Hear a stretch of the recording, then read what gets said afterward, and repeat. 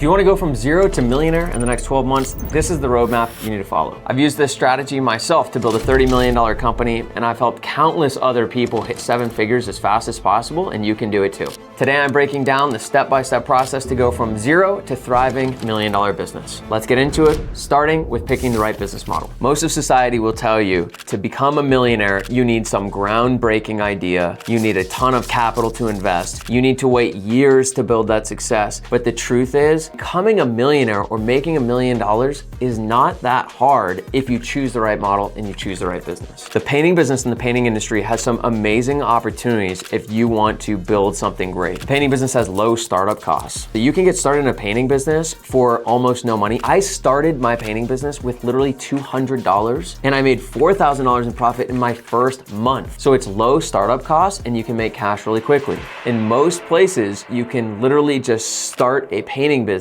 tomorrow. Like, you don't need to be a software genius. You don't need to have special skills. Like, you don't need to have some unique background to actually start a painting business. One of the reasons we don't win paint jobs sometimes because homeowners decide they're just gonna do it themselves. You need to know how to do marketing and generate some leads. You need to know how to turn those potential customers into paying customers. We know how to recruit and find good painters who can do the work. So it's a very simple business. You still have to learn things about it, but it's a pretty easy learning curve to get into. Customers don't get painting estimates for projects they don't want to do. When we have a customer who wants to paint, we take a deposit on that job, which brings in cash flow to the business, and they usually want the painting done in the next month. Then when we paint the house, we pay for the labor materials for the job, and we collect our final amount, and we make cash flow. There is still a pretty low bar for professionalism in the industry. You don't need some brand new, brilliant business idea to make $1 million.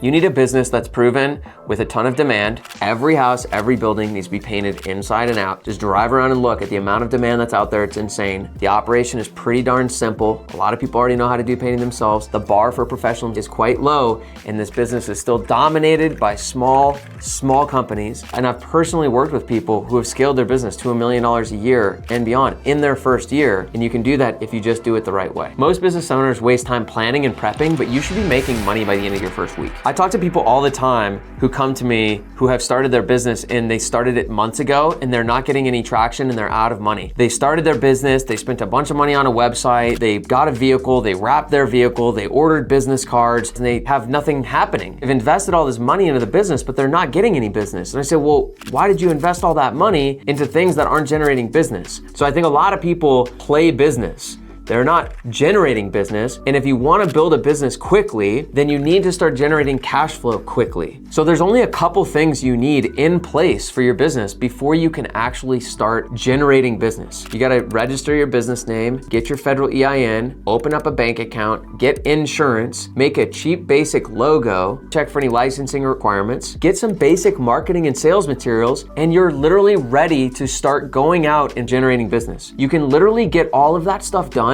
in one day. When you start taking action quickly, you start generating cash. And when cash starts coming in, you've got a business that's working. So whatever you did to create cash in the first week, double down on it the second week. And as your business is growing and bringing in cash, you have more money to invest into more marketing to grow faster. And we want to get this engine going as quick as possible because once it's going, there's tons of business out there to scale this. So if you're waiting around for customers to come to you, you've already lost. You need to start looking for customers immediately using this strategy. So fundamentally, the way the painting business works is we need to generate potential customers who are interested in a painting estimate. Then we do the sales process, which includes pricing the job, finding out what they need and want, and drawing up a contract for the customer for their project. And then we need to get that house painted. So we hire subcontractors or painters who are experienced, who come in, do the painting, get the materials that we've promised in the project, and we finish the job. When we sell a job, we take a deposit. So that's positive cash flow to the business. That helps us pay for marketing. And then when we finish the house, we get our final balance payment to pay for our labor materials. But it all relies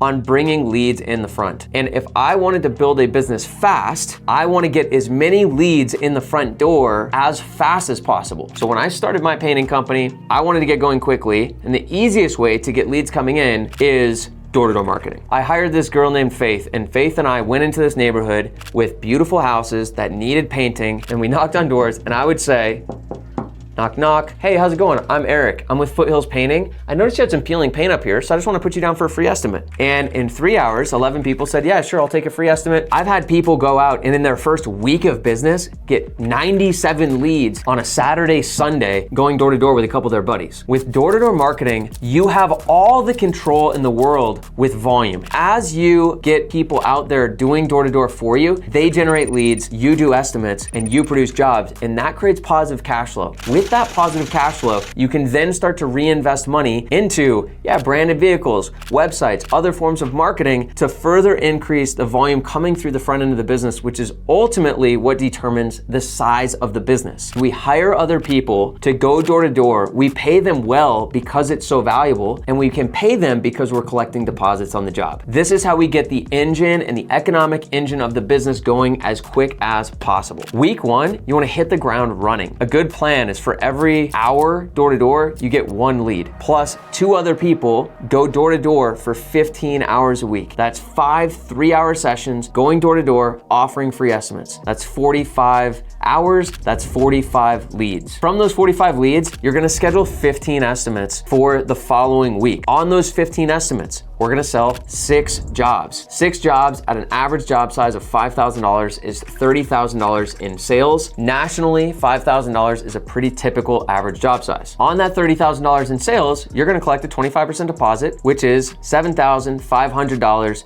in cash that comes into your business. That $7,500 pays back all of your startup expense and also pays the door-to-door marketers who are now gonna continue to do 15 hours a week of marketing together, which is 30 hours a week. And now we have 30 hours and 30 leads a week coming in by week 2 with the cash flow to support it. At this stage, you also want to take a little bit of time to set up a CRM. You've got a few different options here. This is how you're going to track all of your leads and all of your estimates. You can set up something like Drip Jobs, which is a painting CRM. You can set up Paint Scout that a lot of painting contractors use, or you can do it the old-fashioned way and literally use Google Sheets if that floats your boat. We use the Google Sheets empire until we're doing $3.5 million a year. So choose one so that you're organized. Now that we have our door-to-door team going, we're going to meet with them every single day before they knock doors to make sure they're motivated, they have what they need, and that you're getting all the leads back from them. You're also going to plan time every single day to call on the leads that they got from door to door, and you're going to block off time to do estimates daily. We're going to aim for doing about 2 estimates a day or 10 estimates every single week from the 30 leads they generate. Once customers start coming in, it's time to turn initial revenue into consistent weekly income. So now we have this system in place where we've got people going door to door to generate leads.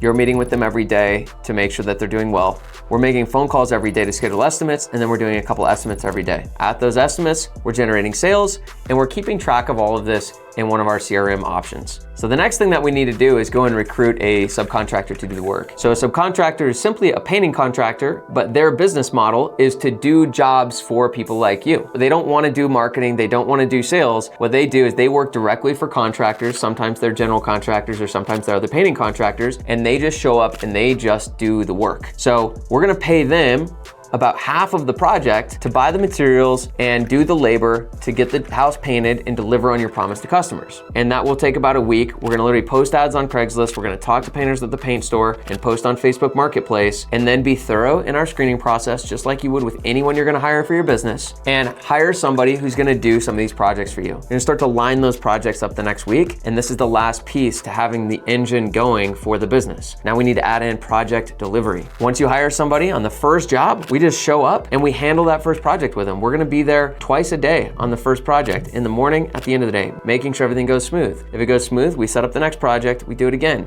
and then the next project, do it again. So we're gonna take a week or 2 to onboard our new subcontractor who's gonna produce anywhere from $5,000 to $10,000 a week to match your sales numbers. And then if you need, you'll hire a second one and onboard them. Once we've brought on a contractor who's doing a lot of this work for us, we need a new system built into the weekly rhythm. So we have the daily check-in with the marketing team, we have the daily calls to set up clients, we have the daily estimates to sell jobs, and we have the daily updates to the CRM. Now we also need to have the daily communication to our customers. That starts to make up what your week looks like. So you have about an hour, hour and a half a day of making calls and managing your door-to-door team. You have about 4 hours a day of doing estimates. And then you have a remaining 1 to 2 hours a day of checking in on your existing clients and checking in on your existing jobs for a nice work week of about 6 to 7 7 hours a day or 30 to 35 hours per week. Then once you've found some success, the only way to scale to $1 million is stop doing everything yourself. So at this stage of the business, things are going pretty good. You're probably doing 15 to 20,000 a week consistently and getting those jobs done. You're probably making $5,000 to $7,000 a week in profit at this stage, which is great, but you literally can't get any further than that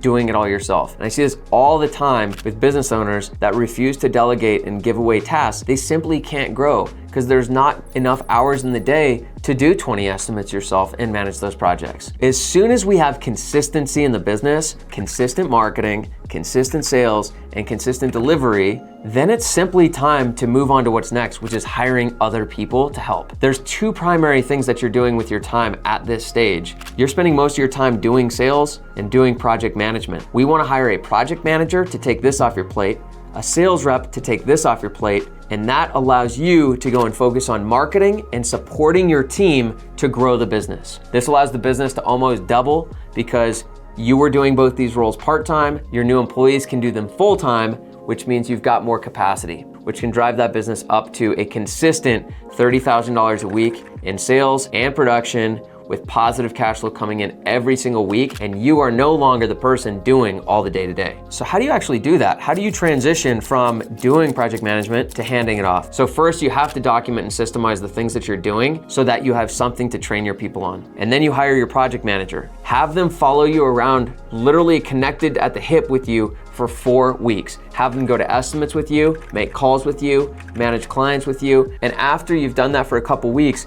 you let them start taking the lead and watching them do it. This is key to do this right when you're training new people so that you don't have to do it again and so that they are successful. One of the most common complaints from employees everywhere is not being trained properly in their job. Train them well, and after those 4 or maybe even 6 weeks, you're gonna shift to just a meeting every week, 1 hour, one-on-one, and a check-in call every day. Do that for a few weeks and then shift to check-in calls twice a week and then check-in calls once a week, and you get rid of them as they're no longer necessary. You repeat the same process with the sales rep, and then when there's any slip-ups in performance, you go back in the field with them and retrain. Once you have hired someone to take on project management, your job is to never do it again. Every successful business owner has one thing in common. They think differently. Here's how to adopt that mindset. It doesn't need to take a lot of time to build something really big. In fact, time doesn't matter. All the entrepreneurs, and especially in the painting industry, who have been doing it for 20 years and their business is the same size it was 20 years ago. And then you see also examples of people with rocket growth very quickly. So what's the difference? The difference is how people relate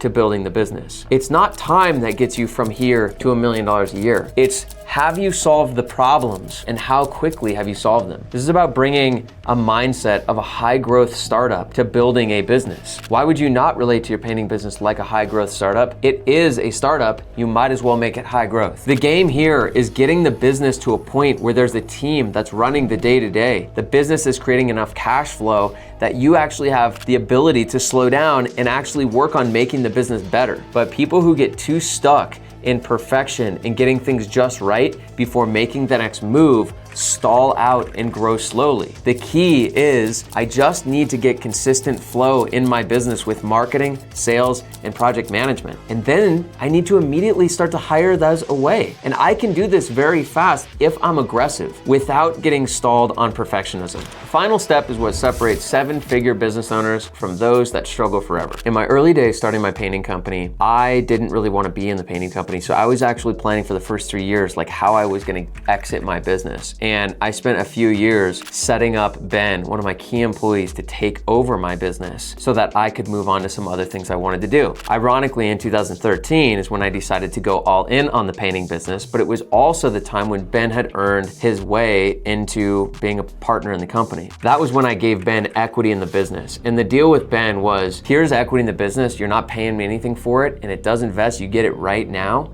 But the deal is, you run the business. The very next year, Ben almost doubled the business. I actually made about the same exact money I did as the year before, but Ben was running the whole show. And that just taught me the importance of giving people ownership, because that freed me up completely. And that's what allowed me to go and work on expanding and scaling our business. You've got to create leaders around you. And it doesn't happen by accident. It's not something you just give somebody and say, hey, you're a leader now. It also requires pouring into people, training people, developing people. But as soon as you're not the one doing the day-to-day in the business, your job becomes pouring into your people, because your people are now the ones that are running the day-to-day of your business. So your access to building your business becomes training and developing leadership in those people, which is one of my favorite parts of business. The more successful my team is, the more successful my business is. And you simply can't achieve levels of success